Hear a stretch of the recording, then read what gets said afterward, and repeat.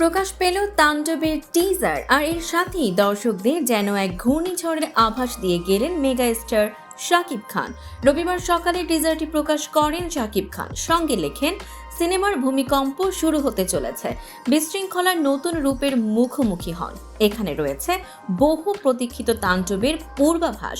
টিজারে দেখা যায় মুখোশ পরা একটি গ্যাং এক ভবনে প্রবেশ করে সবাইকে জিম্মি করে। ধারণা করা যাচ্ছে সেটি একটি টেলিভিশন চ্যানেলের ভবন, যেখানে প্রবেশ করে তারা সবাইকে জিম্মি করে ফেলে।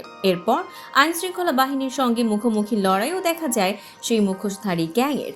ব্যাকগ্রাউন্ডে একটি কণ্ঠে দেশবাসীর প্রতি এক বার্তা ভেসে আসে, যেখানে বলা হয় তাণ্ডব আসছে। সেই সঙ্গে সবাইকে ঘরে অবস্থান করার অনুরোধ করা হয়। এক পর্যায়ে মুখোশ পরা গ্যাংয়ের প্রধান শাকিব খান তার মুখোশ খুলে ফেলেন। টিজারের এক ঝলকে জয়া আহসানকেও দেখানো হয়।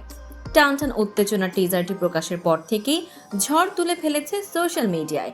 এর আগে গতকাল বিকেলে শাকিব খান তার ভেরিফাইড ফেসবুক পেজে নিজের অভিনীত ও রায়হান রাফি পরিচালিত তাণ্ডব সিনেমার একটি পোস্টার আপলোড করেছিলেন। ক্যাপশনে লিখেছিলেন, চোখ রাখুন স্ক্রিনে, বিনাশকারী তাণ্ডব হবে কাল ঠিক সকাল 11:30টায়। অবশেষে বিনাশের বার্তা নিয়ে হাজির হলেন এই মেগা স্টার। সিনেমা সংশ্লিষ্ট সূত্রে জানা গেছে, একটি টেলিভিশন চ্যানেলে হামলাকে কেন্দ্র করেই এগিয়ে যাবে তাণ্ডব সিনেমার গল্প। প্রযোজনা প্রতিষ্ঠান আলফা আই এসবিএফ বাংলাদেশ প্রযোজিত রায়হান রাফির এই গল্পে যৌথভাবে চিত্রনাট্য করেছেন পরিচালক নিজে ও আদনান আদিব খান।